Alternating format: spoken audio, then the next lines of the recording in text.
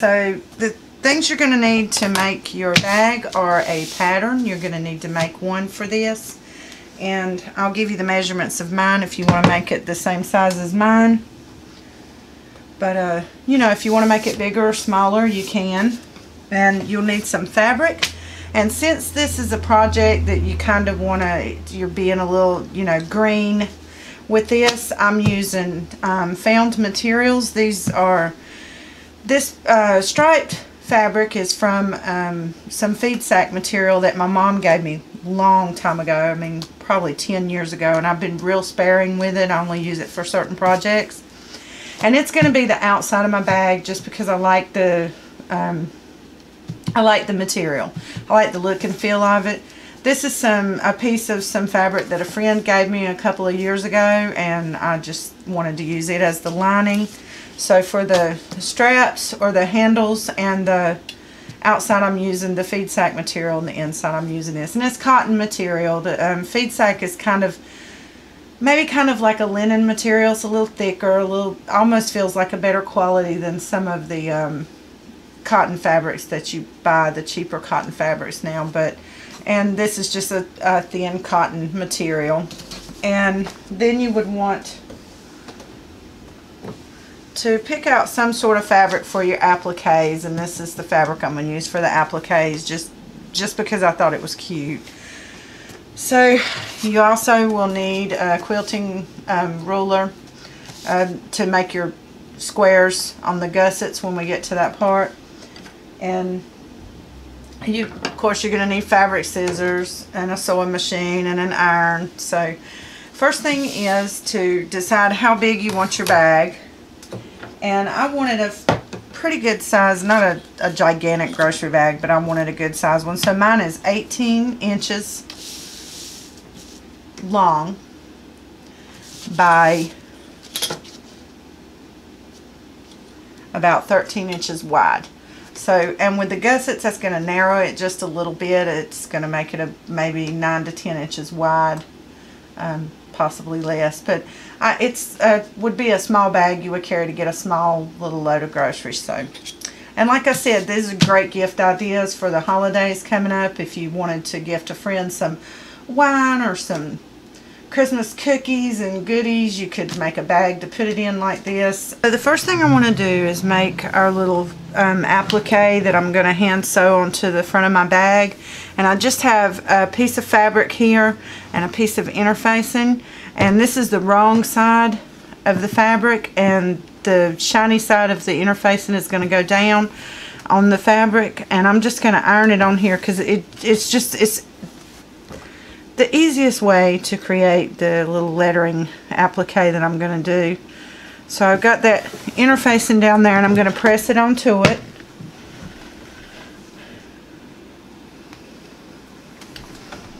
So now that I have the interfacing pressed onto the fabric, I'm going to cut around it.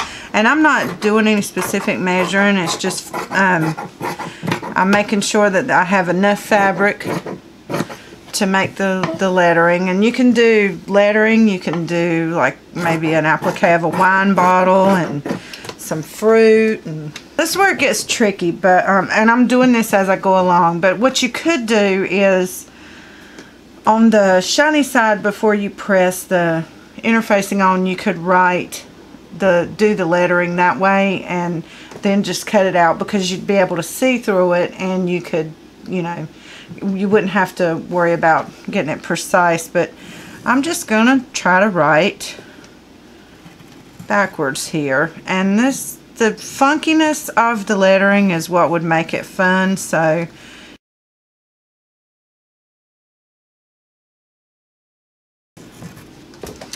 and then I'm going to cut it out with my scissors, and I will hand sew it onto the front part of the bag.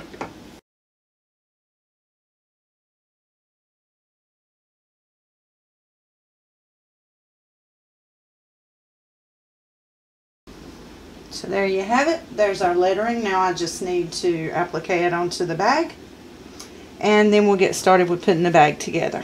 What I actually did was, when I got started doing this, I felt like machine sewing would look so much better. And so So you can see with the, when you use the interfacing and you use a good quality material, it'll sew without any bunching. You just have to be careful, and you have to use a little bit longer stitch length, and I used a 3.5 stitch length, and I just took my time and I went over all of this lettering. And well, I did mess around that D. I'll do that before I finish anything else with the video. But I just went very carefully around everything, and it turned out really great. And I'm happy with the way it looks. So the next thing we're going to want to do, just to go ahead and get this step out of the way, is we're going to, around the top edge of every piece of this, we're going to fold down about a 1/2 inch and press it, because we're going to drop this lining in, and when you do this ahead of time, it makes it so much easier.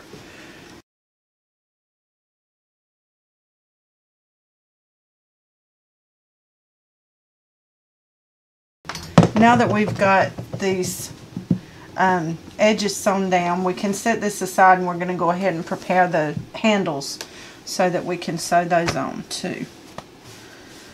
So I've just got 2 handles here. I didn't make pattern pieces for these, but I cut them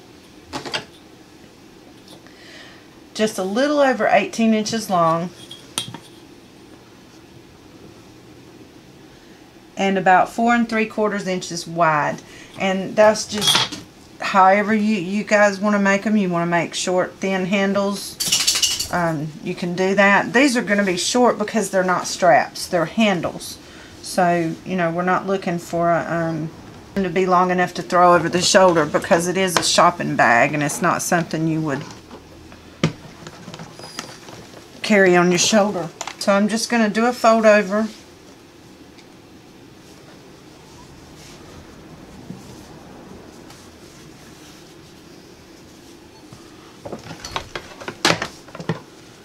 And then they'll end up being folded to about 3/4 of an inch wide, but you can make them wider than that, or you can make them thinner. It just depends.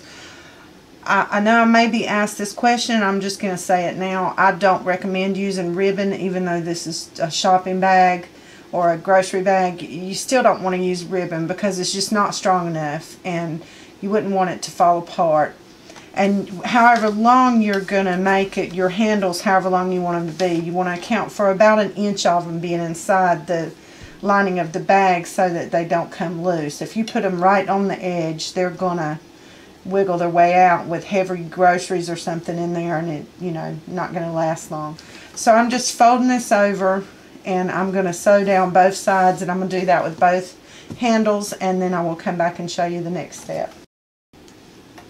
Alrighty, so here's our handles, and we've got those all ready. Now we're going to start putting the bag together, and then we'll put the handles on. I was going to go ahead and put them on there, but it could be off a little bit if I don't wait. So I'm going to set the handles aside and then start putting the bag together.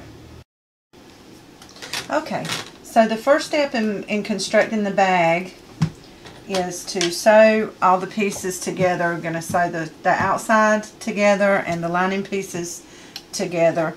So you want to put them right sides facing together, and you want to make sure that these pieces that you iron down are on the same end of the bag. So I'm going to sew all the way around these 3 sides, leaving the top open, and I'm going to do that with the outside and the lining. And I've got this one sewn all the way around, and I've left an opening for the top. And I've done the same thing with the lining.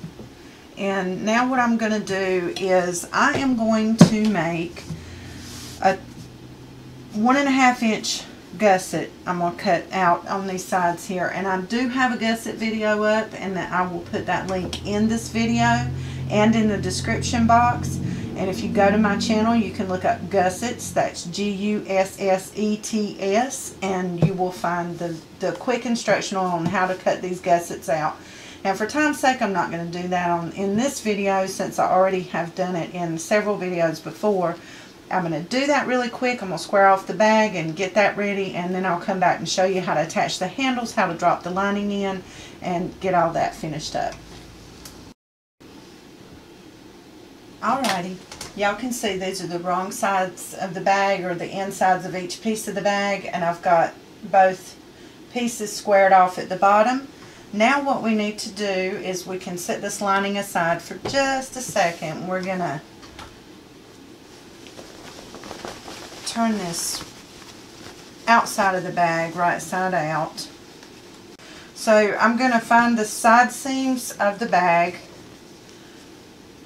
and I'm going to fold it over and give it a little pinch in the middle here, and then very carefully open that back up to that little pinch that I made. I'm going to take my fabric pencil and I'm just going to mark right here. You don't really need to do this with both sides, I don't think. I want to figure out how far apart I want these. The further apart you put them, the harder the handle's going to be to work with. The closer you put them, it's going to make the bag pinch up. So you kind of want maybe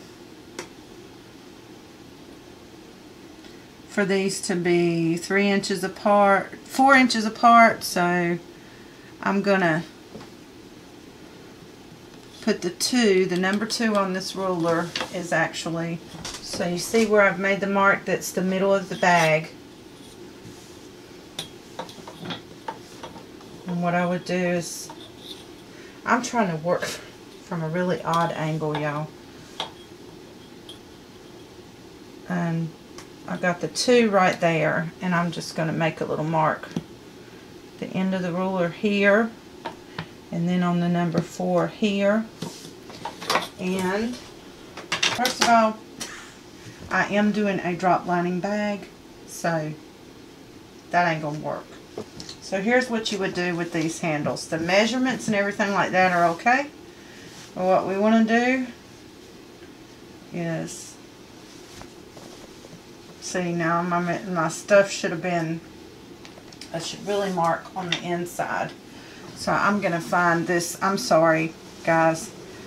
You think you got your plan down pat, and then you figure out that you left a step. You did a step wrong. So I'm finding where I had these marks on the outside, and I'm marking them on this inside piece.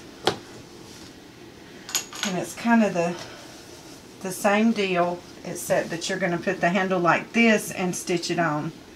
And you still want to leave some inside there.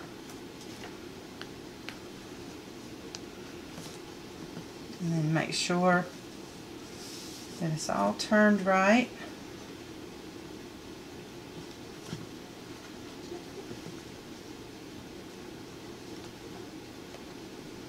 Well, at least I didn't sew it on there and then have to come back and undo it and show you that step all over again. So, and hopefully, like I said, nobody should ever be doing the project as they're watching the video. You should get your footing first by watching the video, and then get your materials together, and then come back and use the video as a second reference.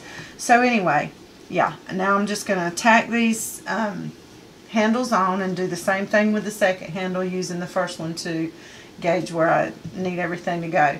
So, okay, so now you see we got our handles lined up nice and neat. The next thing we need to do is drop our lining in, and we don't need to do any turning or anything since this is going to be a drop-in lining. You'll have, the lining will be wrong side out, so you're going to do wrong sides facing together. The outside will be right side out, and what you want to do is take your lining,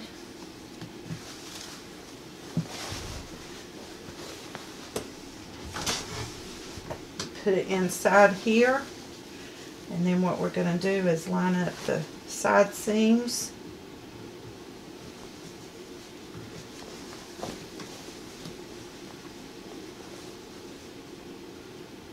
You want to start by opening those seams up. You can go in and, I know I've said it before, and press them down to maybe make it easier to line them up.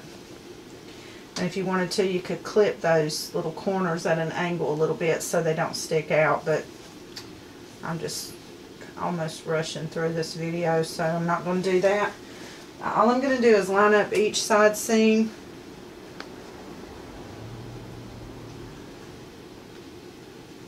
And pin it together, and then I want to turn it around to this one.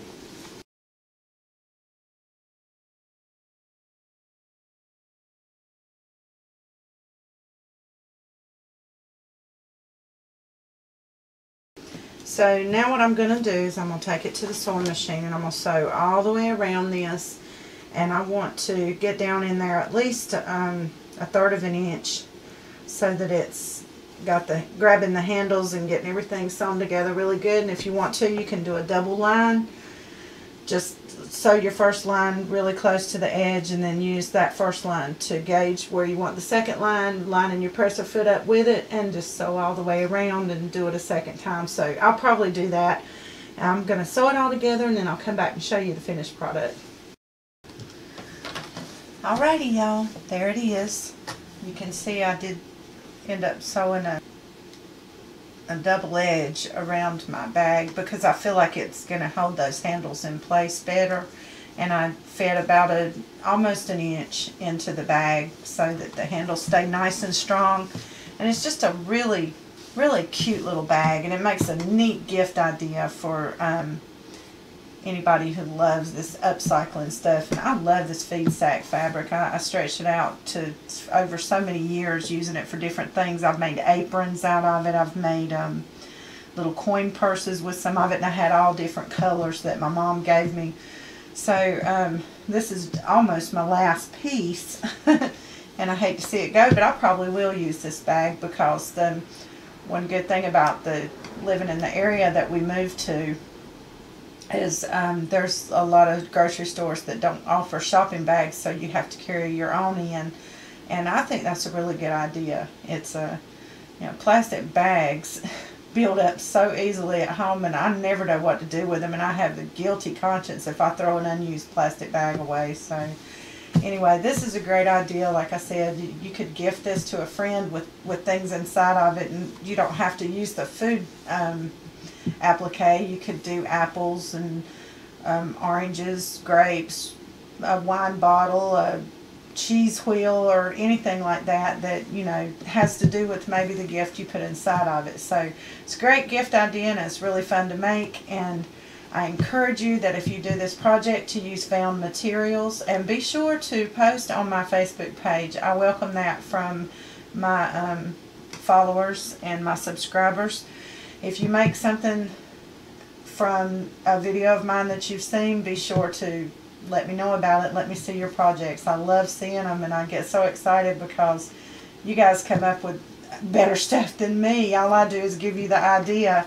So I want to see your projects on my Facebook page, and you can find the link to that page down in the description box of this video.